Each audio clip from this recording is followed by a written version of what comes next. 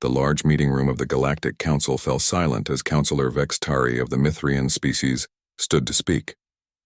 Her blue scales shimmered under the bright lights as she looked at the empty seat that once belonged to the human representatives. "Honored councillors," she began, her voice calm but concerned, "I must bring to your attention that it has been 3 full cycles since we last had contact with any official human representative. Their diplomatic missions have been withdrawn from all council space without formal notice." The Grand Chancellor, a tall being with 4 arms and gray skin, waved one hand dismissively. "The humans have always been unpredictable, Councillor. Perhaps they are busy with their own internal matters." Vextari's tail swished in frustration. "Chancellor, this is not merely about missed meetings. All communication channels to Earth have gone silent. Their colonies throughout council space have been gradually emptied. Over the past cycle, this statement caused a ripple of murmurs among the 23 species represented in the council chamber. "Empty?" asked the Jorvian representative, his single eye blinking rapidly. "You mean abandoned?" "Not abandoned," Vextari corrected. "Evacuated. Methodically and quietly. The facilities are in perfect working order, but the humans are simply gone."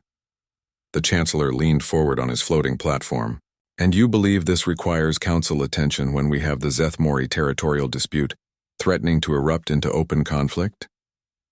Vexitari projected images onto the main display. They showed human settlements, cities, and space stations, all perfectly maintained but completely empty of life. "These images were taken by my personal research vessel over the past 20 days, she explained. "I visited 7 former human colonies. All showed the same pattern. Orderly departure with no signs of conflict, disease, or disaster. The Valerian Councillor, a being made of what looked like living crystal, emitted a series of clicks that the translation system converted to words. Perhaps they have finally realized they do not belong among the stars with more advanced species." Several councillors nodded in agreement. Humans had always been strange among the council races. Quick to anger, quick to laugh, unpredictable in their decisions, and stubbornly independent. Their technological advancement had been surprisingly rapid, earning them a place in the council despite their young civilization. "I respectfully disagree," Vextari said. "Something has prompted this silent departure. As members of the council, they have responsibilities and obligations. Humans do not abandon their duties without reason." The Zeth councillor, whose species was locked in the territorial dispute with the Mori, spoke next. "With all due respect to Councillor Vexitari's concerns, we have more pressing matters. If the humans wish to retreat from galactic society, that is their choice. Their territories and resources can be redistributed among members who remain committed to our shared future." This suggestion was met with sounds of approval from many in the chamber. The Chancellor nodded. "I propose we table this human matter and return to the Zeth-Mori dispute. All in favor?"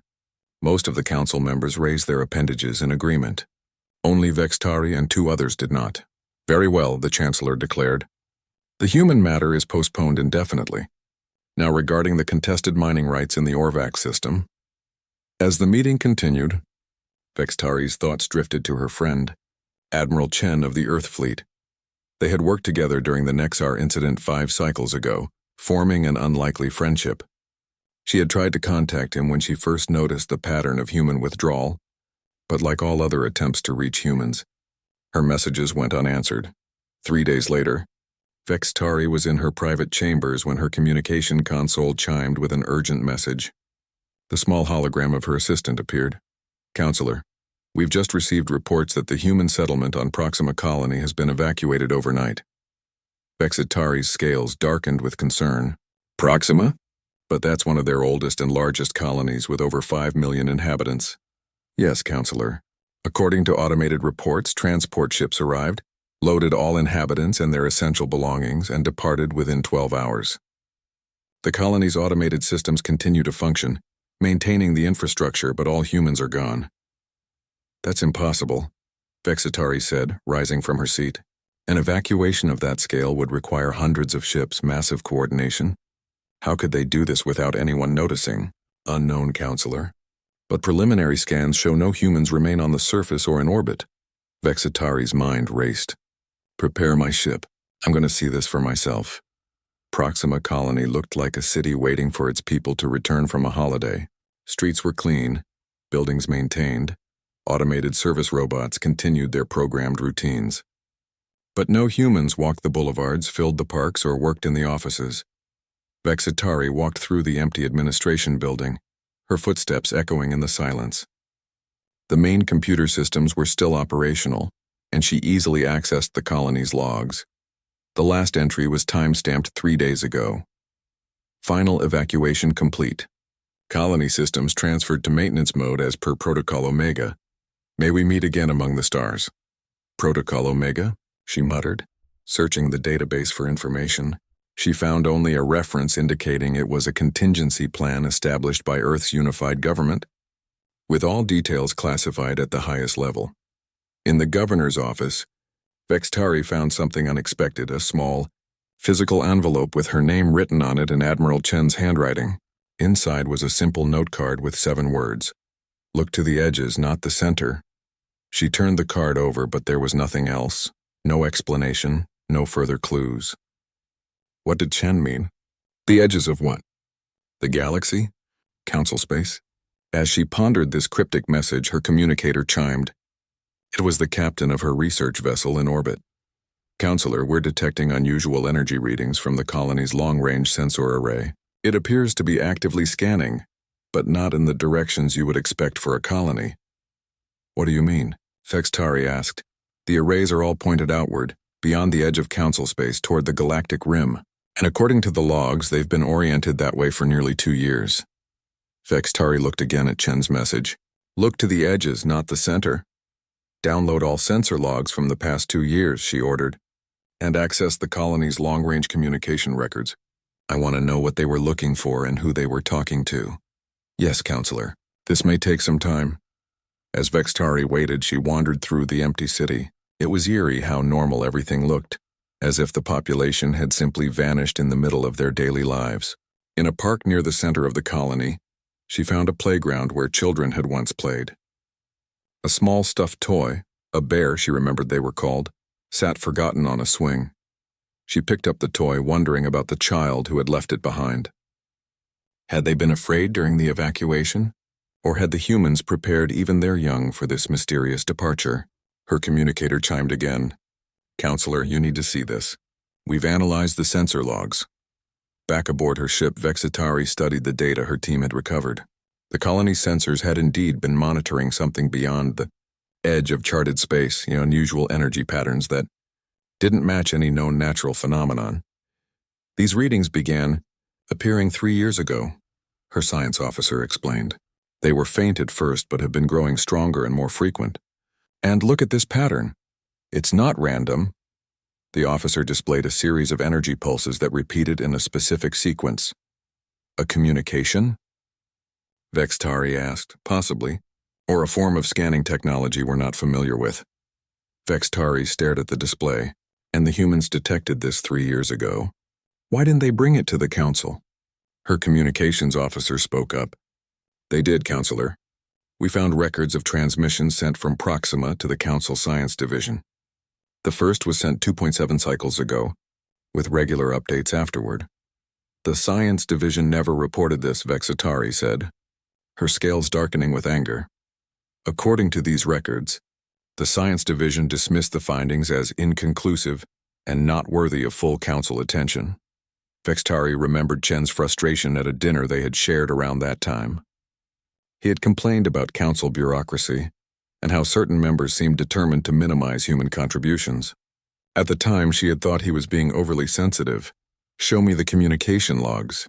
Who was Proxima talking to after the council dismissed their findings? The answer came quickly. Earth, primarily, but also all other human colonies. The communication traffic increased dramatically about 2 cycles ago, and then began to drop as colonies were evacuated. Vexitari looked out the viewport at the empty colony below. Whatever the humans had discovered beyond the rim of the galaxy, they had deemed it important enough to silently withdraw their entire species from council space. And the council, in its wisdom, had chosen to ignore the warning signs, focusing instead on internal politics and resource disputes. Set a course for Earth, she ordered. We need answers, and I suspect time may be running out to find them. As her ship lifted off from Proxima, Vexitari couldn't shake the feeling that the humans hadn't abandoned. The Grand Council chamber was filled to capacity as representatives from all 23 member species gathered for an emergency session. The topic that had finally captured their attention was not the mysterious energy readings from beyond the galactic rim, but the economic impact of humanity's disappearance. The humans have abandoned their treaty obligations, declared the Zeth counselor, his gray skin flushed with anger. Their colonies contained valuable mining operations that supplied critical materials to many council worlds. The Mori counselor, traditional enemy of the Zeth but now finding common cause, added, "My world's manufacturing sector is facing severe shortages without human-supplied rare earth elements." Chancellor Vox Thule raised all four of his hands to quiet the growing noise. "We understand your concerns. That is precisely why we have called this session. The human withdrawal represents both a challenge and an opportunity for the Council." Vexitari watched from her seat. Her blue scales darkened with frustration. For 20 days, she had tried to focus the Council's attention on the possible reason for humanity's departure. Instead, they were treating it as a resource allocation problem. "I propose," continued the Chancellor, "that we formally distribute the abandoned human territories among Council members based on proximity and resource needs. Their departure, while disruptive, allows us to more efficiently manage these regions." Shouts of approval echoed around the chamber. Vexitari stood. "Honored councilors, we are missing the critical question. Why did the humans leave? My investigation of Proxima Colony revealed they had detected unusual energy signatures from beyond the galactic rim, signatures that the Council Science Division dismissed without proper investigation. The science director, a small being with 6 eyes and translucent skin, responded defensively. The human data was incomplete and their conclusions speculative. We receive thousands of supposed discoveries each cycle. We cannot pursue every human fantasy. This was not fantasy, Vextari insisted.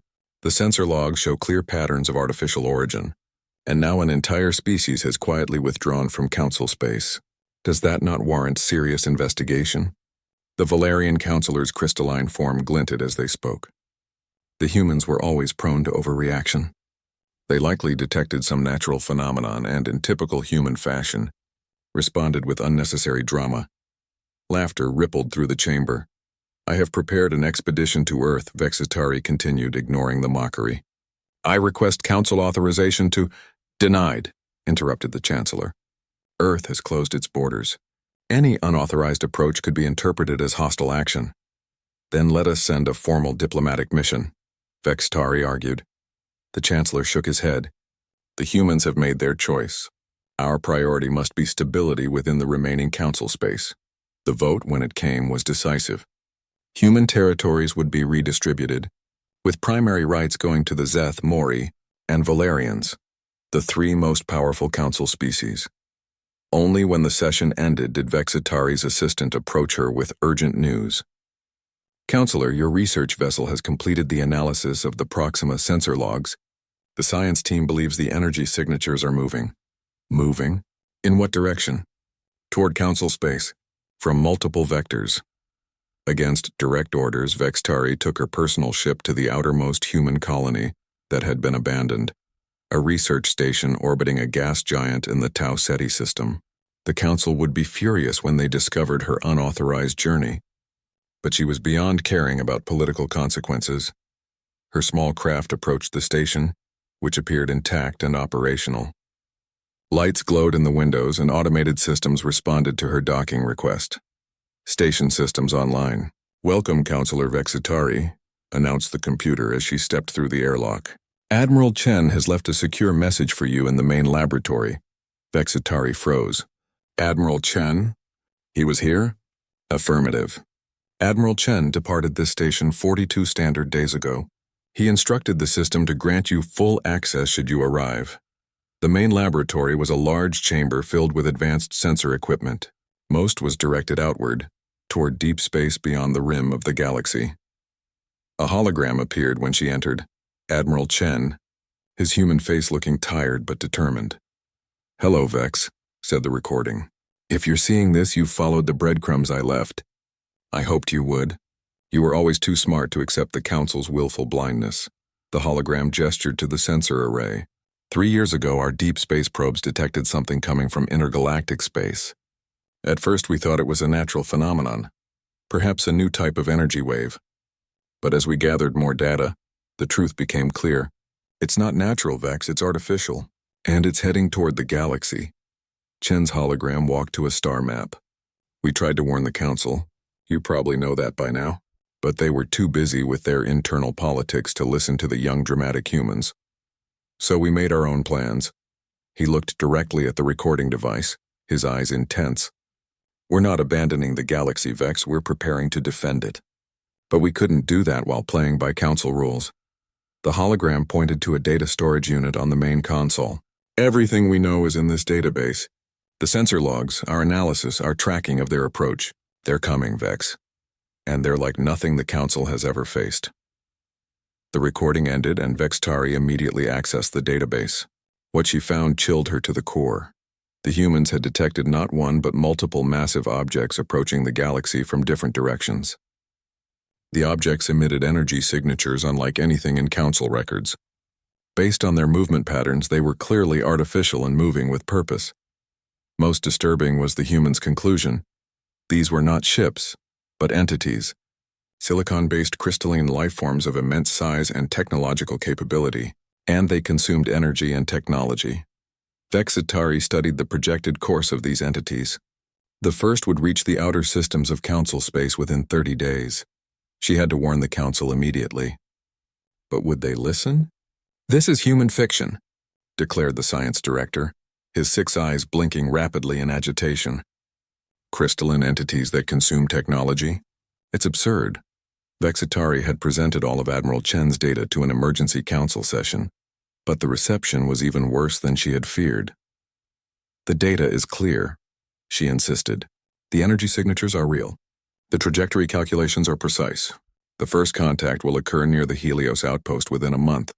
The Zeth counselor, who had already begun mining operations in former human territories, spoke with contempt.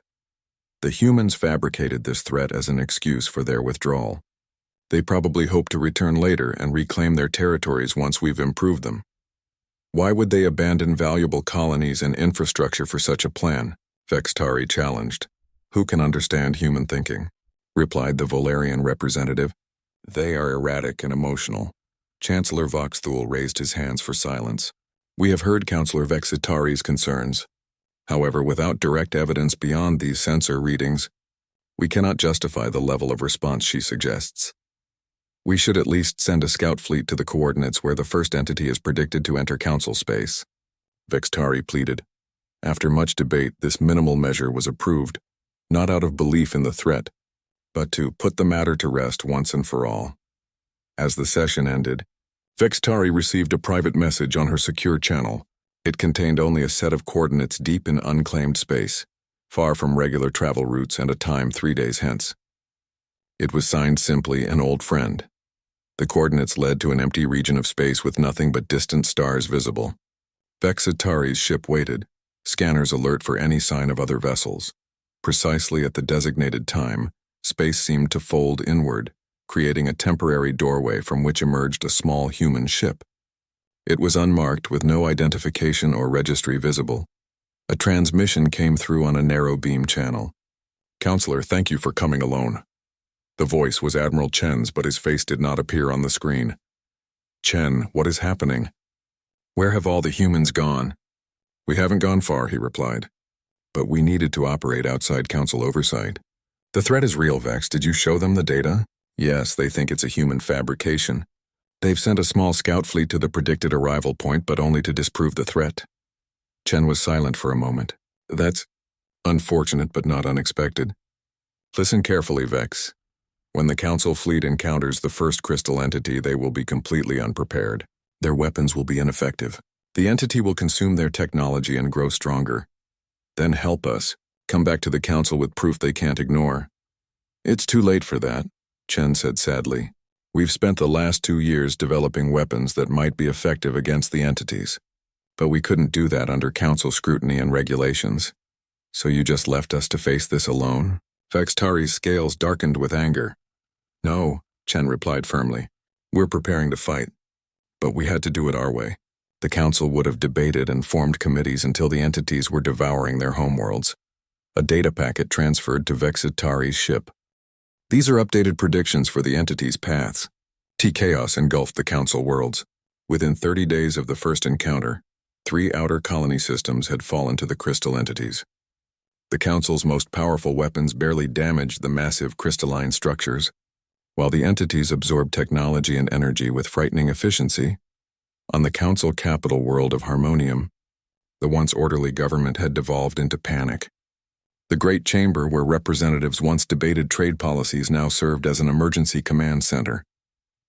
Holographic displays showed the advancing entities and the rapidly shrinking safe zones of council space. The Mori colony on Jarek IV has gone silent, reported a haggard military officer. That's the 4th system lost this week. Chancellor Vox Thule, who had so confidently dismissed Vexitari's warnings, now looked aged and defeated. What of the evacuation efforts? Proceeding but slowly. Civilian transport capabilities are limited. We estimate only 30% of threatened populations can be moved before the entities arrive. Vexitari stood at the edge of the room, watching the crisis unfold. She had been largely sidelined since the emergency began, a reminder of the warning no one had heeded. But she had not been idle. Counselor Vexitari, called the Chancellor, finally acknowledging her presence. Your assessment? She approached the central holographic display. The entities are following the exact path predicted in the human data. They are targeting high-technology centers first, consuming energy sources and advanced materials. Yes, we can see that, snapped the science director. What we need are solutions, not observations. The humans had been studying these entities for nearly 3 years. Vexitari replied calmly. Perhaps if the council had taken their warning seriously, we might have had those solutions. The Chancellor's 4 hands clenched in frustration. What's done is done. If you have nothing constructive to offer, I'm leaving for the Tau Ceti system, Vextari interrupted. The abandoned human research station there contains data we haven't fully analyzed. There may be information about weaknesses in the entity's structure. A waste of time, the science director scoffed. If such information existed, the humans would have shared it. Would they? Vexitari's scales darkened. After the council repeatedly dismissed their findings? After you personally labeled their discoveries as fantasy? Why would they continue to share with those who wouldn't listen? Before anyone could respond, alarms blared through the chamber. A communications officer called out, "We've lost contact with the defense fleet at Proxima Centauri." The room fell silent. Proxima was merely 12 light-years from Earth's solar system and only 20 light-years from Harmonium itself. How? Demanded the Chancellor. Proxima had our most advanced defensive array. Unknown, sir.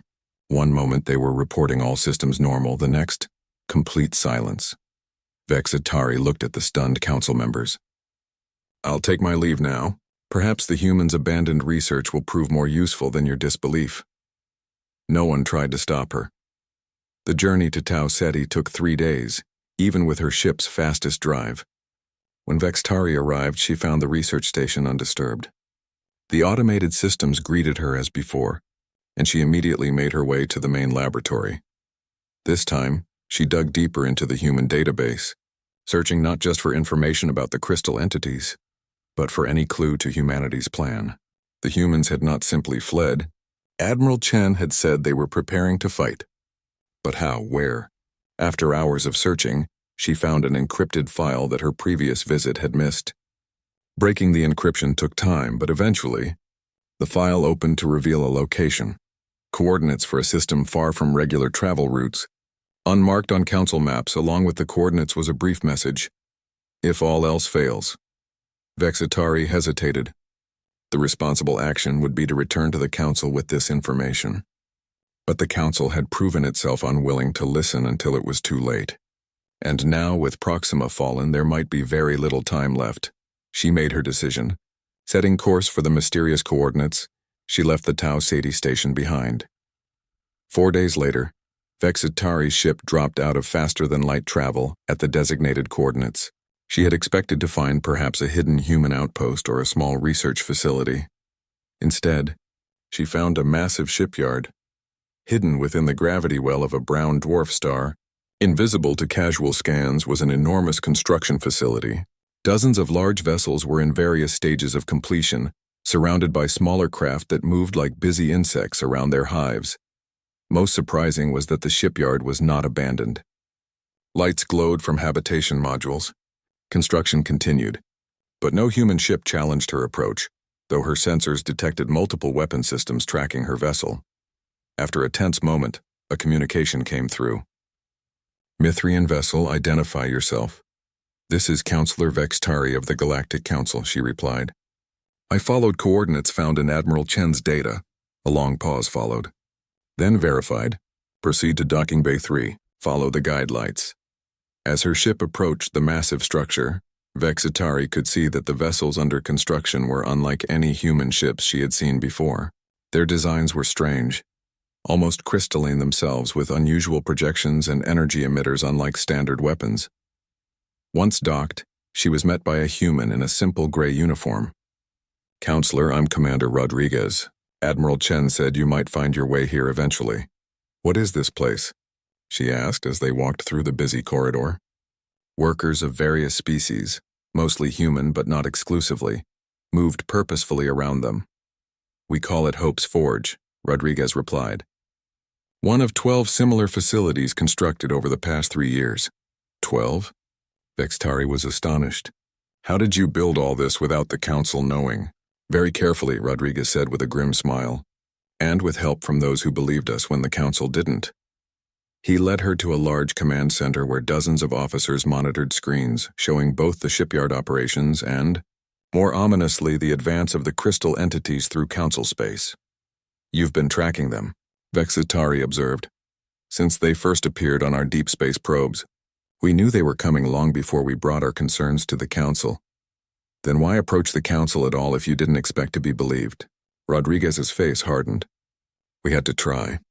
Despite the Council's politics and prejudice, we couldn't just abandon billions of sentient beings without warning. Humanity may have left Council space, but we didn't leave the galaxy." He led her to a private office where, to her surprise, Admiral Chen waited. He looked older than his hologram, with new lines around his eyes and gray in his once black hair. "Vex," he greeted her, standing. "I'm glad you found us. Was I meant to?" she asked. "I hoped you would. You were the only Council member who ever took our warnings seriously."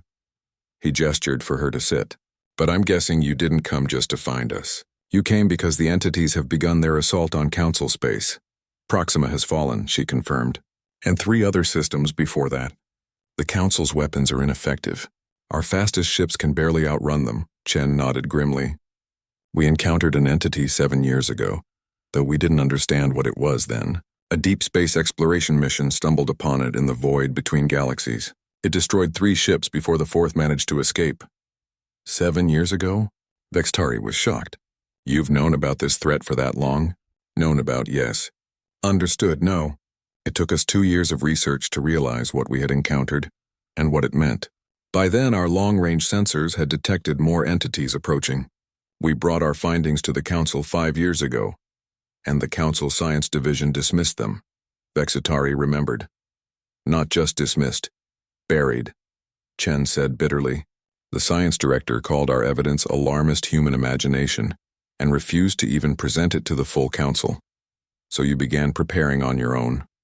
Vextari realized, looking around at the facility. "We had no choice. Our analysts projected that the entities would reach inhabited space within 5 years. The Science Director insisted it would take centuries if they existed at all. And this, withdrawal from Council space. The evacuation of your colonies?" Chen leaned forward. "We needed every resource, every person, every ship. We couldn't fight the Council's bureaucracy while preparing for this war. So we made the hard choice. We quietly withdrew to focus entirely on building our defenses." Rodriguez placed a data pad before Vexitari. On it was a shocking image. A crystal entity, partially shattered with human ships surrounding it. "You fought them?" she asked, hope rising for the first time in weeks. 3 encounters so far, Chen confirmed. "We've developed weapons that can damage their structure, resonance-based technologies that disrupt the crystalline patterns. Not enough to destroy one outright yet, but enough to drive it back. The Council needs this technology immediately." Vexistari said. Chen and Rodriguez exchanged glances. It's not that simple, Chen said finally. Our weapons require specific modifications to the ships using them. The Council's standardized fleet designs can't be adapted quickly. Then we need your ships, Vexitari insisted. The Council is attempting evacuations. Here are 17. The Council capital of Harmonium was in chaos. Once a shining example of order and cooperation, the planet now teemed with refugees from fallen worlds. The grand boulevards that had hosted parades celebrating galactic unity were filled with makeshift shelters. In orbit, ships from a dozen species jostled for position, waiting for permission to land or depart. In what remained of the Council chamber, Chancellor Vox Thule addressed the depleted gathering of representatives. Many Council members were absent. Either their worlds had fallen to the crystal entities, or they had abandoned the Council to focus on their own species' survival. The Zeth colonies in the Orion sector have been evacuated, the Chancellor reported, his once commanding voice now tired and strained. But we lost contact with the last transport fleet before confirmation of their escape. The Zeth Councillor, once among the most powerful voices in the chamber, lowered his head in grief. His people had lost 3 major colony worlds in 2 weeks. What of the weapon development program? Asked the Jorvian representative, his single eye blinking anxiously.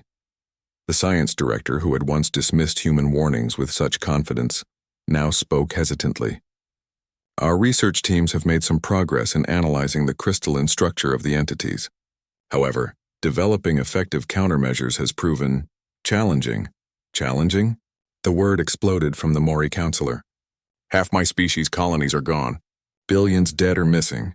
And after 6 weeks, all you can offer is that weapons development is challenging. Before the argument could escalate further, a communications officer rushed into the chamber. Chancellor, we're receiving a transmission from the Vega system. Vega? The Chancellor looked confused. Vega fell to an entity 3 days ago. Yes, sir, but this transmission is coming through now. It's from Councillor Vextari. The chamber fell silent as the large central display activated. Vextari's face appeared, her blue scales looking paler than usual against the background of what appeared to be a ship's bridge. Councillor Vexitari, the Chancellor acknowledged, surprise evident in his voice. We feared you lost when you did not return from your research mission. I found what I was looking for, Chancellor, Vexitari replied, her voice steady. And more. I am transmitting coordinates now. If the Council wishes to survive, you will send representatives immediately.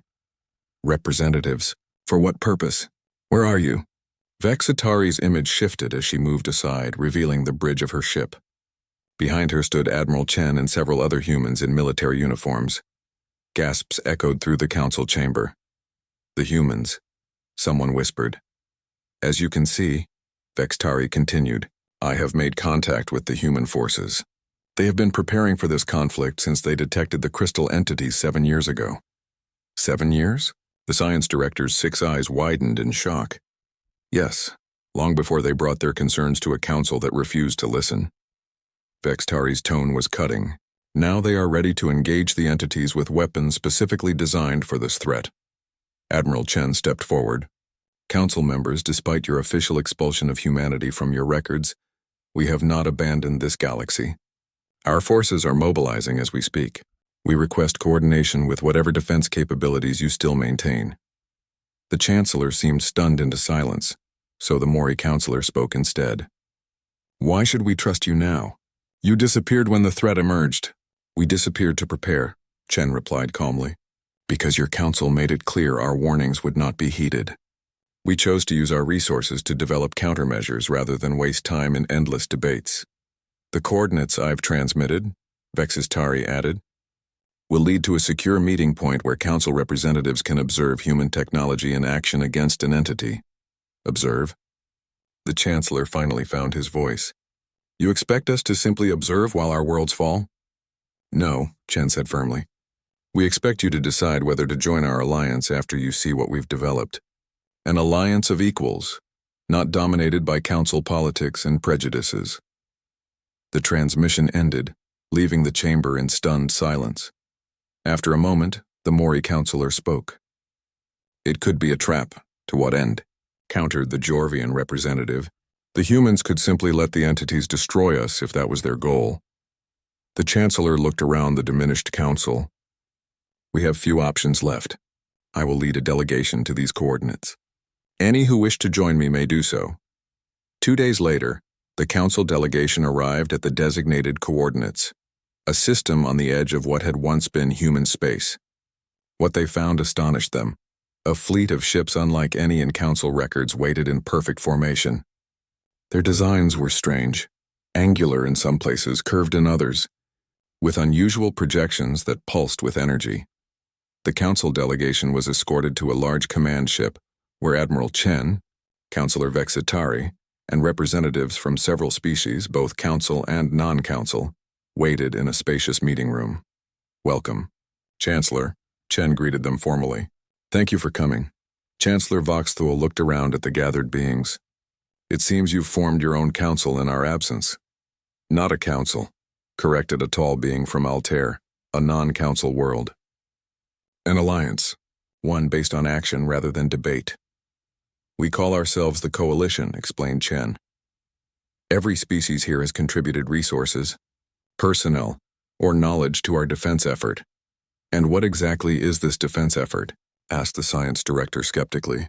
What have you achieved that the combined scientific minds of the council could not? Instead of answering directly, Chen activated a large display at the center of the room. It showed footage of a battle between human ships and a crystal entity. The human vessels fired weapons that emitted not energy beams but complex wave patterns. Where these patterns struck the entity, its crystalline structure vibrated and then shattered. Resonance weapons, Chen explained. The entity's crystalline structure is vulnerable to specific frequency combinations. It took us years to develop the technology. The council delegation watched in stunned silence as the footage showed the entity retreating, partially damaged. You've driven one away, the Chancellor acknowledged, but there are 17 of these creatures attacking our space. We know, Chen said grimly. And our current weapons can damage but not destroy them. However, we've developed a more powerful resonance generator that theoretical models suggest could completely shatter an entity's core structure. Theoretical, noted the science director. Untested. Until today, Chen replied. We've tracked an entity moving toward this system. It will arrive within hours. We intend to test our new weapon against it. The council members exchanged alarmed glances. You lured us here to witness an experimental weapon test against a creature that has destroyed entire worlds? The Chancellor's 4 hands gestured in agitation. We invited you here to witness hope, Vextari interjected, and to decide whether you will join us in fighting for this galaxy, or continue to retreat until there's nowhere left to run. Before further arguments could develop, alarms sounded throughout the ship. A human officer rushed into the room. Admiral, the entity has changed course. It's accelerating toward the Harmonium system. The Chancellor paled visibly. Harmonium? But that's the council capital. Millions of refugees are there. Chen turned to his officers. How soon can the fleet reach Harmonium? 6 hours at maximum speed, sir. And the entity? At its current acceleration, 5 hours. The room fell silent as the implications became clear. The entity would reach the council capital before the human fleet could intercept it.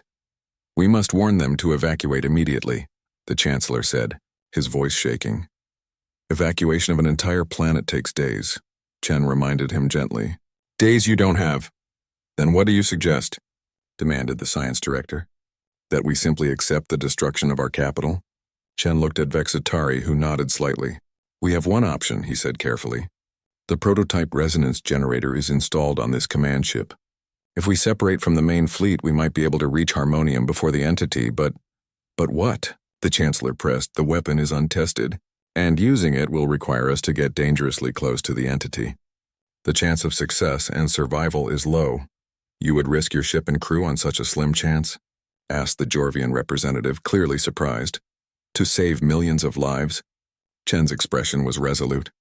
Without hesitation, the Chancellor studied the human admiral for a long moment. The Council misjudged humanity, he finally admitted. We saw your withdrawal as abandonment. We were wrong. Save the apologies for later, Chen said, already moving toward the door. We have a planet to defend. The journey to Harmonium was tense. The command ship, separated from the main fleet, pushed its engines beyond safe limits. In the tactical center, Vexitari watched as human crew members worked with focused intensity. "Will it work?" she asked Chen privately. "This prototype weapon?" "In simulations, yes." He didn't sugarcoat the truth. "In reality, we'll find out soon enough. And if it doesn't?" Chen's face was grim. "Then we buy time for as many people to escape as possible. And hope the main fleet arrives in time to drive the entity back." As they approached Harmonium, the situation became clearer and more desperate.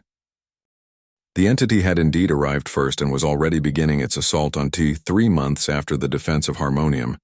The war against the crystal entities continued across the galaxy. The Coalition, once a secret alliance of humans and believers from other species, had grown to include most of the surviving Council worlds and many independent systems. The Great Council Chamber on Harmonium, partially rebuilt after the attack, now served as the Coalition's central command center, where politicians once debated minor trade regulations. Military officers and scientists now coordinated defense strategies and weapon development. Chancellor Vox Thule, who had survived the destruction of his personal residence during the entity's attack, looked around the busy chamber with mixed emotions. The council he had led for 12 cycles was effectively gone, replaced by something more practical but less elegant. Power no longer rested with those of highest status, but with those who could contribute most effectively to the war effort. "Difficult to watch, isn't it?" observed Vexitari, who had noticed the Chancellor's pensive expression. "Change always is," he admitted, "especially when it proves that one's life work was insufficient." "The Council served its purpose for many cycles," Vexitari said kindly. "It maintained peace, facilitated trade, mediated disputes. It simply wasn't designed for crisis of this magnitude. And humanity was?" The question held no bitterness, only curiosity. "Not designed for it, perhaps," Vexitari considered, "but adapted to it more quickly. Humans have always been more comfortable with change than most Council species." Their conversation was interrupted as Admiral Chen entered the chamber, accompanied by commanders from a dozen species. The Admiral looked tired but determined, his uniform showing signs of hasty repairs. "Status report," Chen announced, activating the main holographic display. A three-dimensional map of the galaxy appeared, with red markers indicating the positions of the crystal entities and blue markers showing coalition forces. "The Rigel campaign was successful," reported a Zeth commander. "The entity attacking the system was destroyed with minimal coalition casualties. Resonance Generator 7 performed to specifications." "Excellent," Chen nodded. "And the Canopus situation?" A human officer stepped forward. "Coalition Fleet 3 engaged the entity near Canopus yesterday. The battle is ongoing, but initial reports are positive. The entity appears to be retreating." "Don't pursue beyond safe range," Chen cautioned. "These entities learn quickly. If it's retreating, it may be adapting to our resonance frequencies." The briefing continued, with reports from various fronts across the galaxy. Of the 17 crystal entities that had initially approached, 6 had been destroyed and 4 damaged severely enough to force their retreat. 7 remained fully active, continuing their advance through inhabited systems. "The production of new resonance generators proceeds on schedule," reported a Mithrian engineer. 4 new units will be operational within 2 weeks. "And the research into adaptive frequencies?" Chen asked. A human scientist replied, "We've made progress, Admiral. The entities do appear to be developing resistance to our current resonance patterns, but we're staying ahead of the adaptation curve. Each new generator incorporates more complex frequency combinations." As the briefing concluded, Chen approached Vexitari and the Chancellor. "We're making progress," he said quietly. "But this war is far from over. The entities are intelligent, they're changing tactics, becoming more cautious around our fleets. But they're still attacking civilian worlds," noted the Chancellor. "Yes. They need energy and technology to sustain themselves. They can't stop consuming any more than we can stop breathing." An aide approached with an urgent message. "Admiral, we've detected unusual activity at the Galactic Rim. Something's coming through." The room tensed. "Another entity?" Chen asked, immediately alert. "No, sir. The energy signature is different." Sir, it matches Earth Fleet protocols." Chen's expression changed to one of shock. "Earth Fleet? Are you certain?" "Yes, sir. It's a massive force. Hundreds of ships larger than anything we've fielded so far. The chamber erupted with questions and exclamations. Earth had been silent since the beginning of the conflict, its system sealed off and protected by defensive measures that prevented even communication. Many had assumed the human homeworld was focusing on its own protection, while its colonies and outposts fought the wider war. "Open a channel immediately," Chen ordered. The main display shifted to show a human woman in an Earth Fleet uniform adorned with the insignia of the highest command. Her silver hair was pulled back in a tight bun, and her weathered face bore the marks of decades of service. "Admiral Chen," she acknowledged with a slight nod. "Fleet Admiral Quan of Earth Command." "It's good to see you alive," Chen saluted sharply. "Admiral Quan, we didn't expect Earth to join the conflict directly." "That was always the contingency plan, Admiral. You and the colonial forces were Phase 1. Develop the technology, prove its effectiveness, form alliances. Earth Fleet is Phase 2. Full deployment of our main battle groups now that the resonance technology has been verified in combat." Chen's surprise was evident, but he quickly recovered. "The Coalition welcomes Earth's forces, Admiral. We've destroyed 6 entities and damaged 4 others, but 7 remain at full strength. We're aware.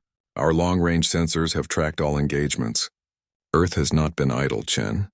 While you fought the initial battles, we've been mass-producing advanced versions of the resonance generators. Each ship in this fleet carries one." Murmurs of amazement spread through the chamber. The Coalition had managed to produce only 8 generators in total over months of effort. "How is this possible?" asked the Chancellor, stepping forward. "The production facilities required would be enormous." Admiral Quan's expression remained professional but cool. "With respect, Chancellor, Earth converted its entire industrial capacity to war production the moment we detected the first entity 7 years ago. While the Council debated whether our evidence was worthy of attention, we were already preparing." The rebuke was subtle but clear. The Chancellor stepped back, unable to argue. "We've developed a coordinated strategy to engage all remaining entities simultaneously," Quan continued. "I'm transmitting tactical data now. The Earth Fleet will split into 7 battle groups, each targeting one entity. We request that Coalition forces provide support and cleanup operations." Chen exchanged glances with Vexistari, who gave a small nod of encouragement. "With respect, Admiral Quan, the Coalition has been fighting this war for months. We have experience with the entity's tactics that theory alone cannot provide. I suggest a combined operation, with Earth and Coalition forces integrated in each battle group." Quan considered this for a moment. "A reasonable amendment, Admiral Chen. Let's discuss the specifics in a private briefing with your command staff." As arrangements were made for the combined operation, Vextari found herself watching the interactions between the human commanders with fascination. There was clearly tension between Earth Fleet and the colonial forces that had fought the initial battles. Yet they quickly put aside any differences to focus on the threat. "They argue," the Chancellor observed quietly beside her, "but they do not let it interfere with action." "A human trait we would do well to adopt," Vexistari replied. The final campaign against the crystal entities lasted 28 days. Earth Fleet's massive ships, each equipped with advanced resonance generators, formed the core of 7 battle groups.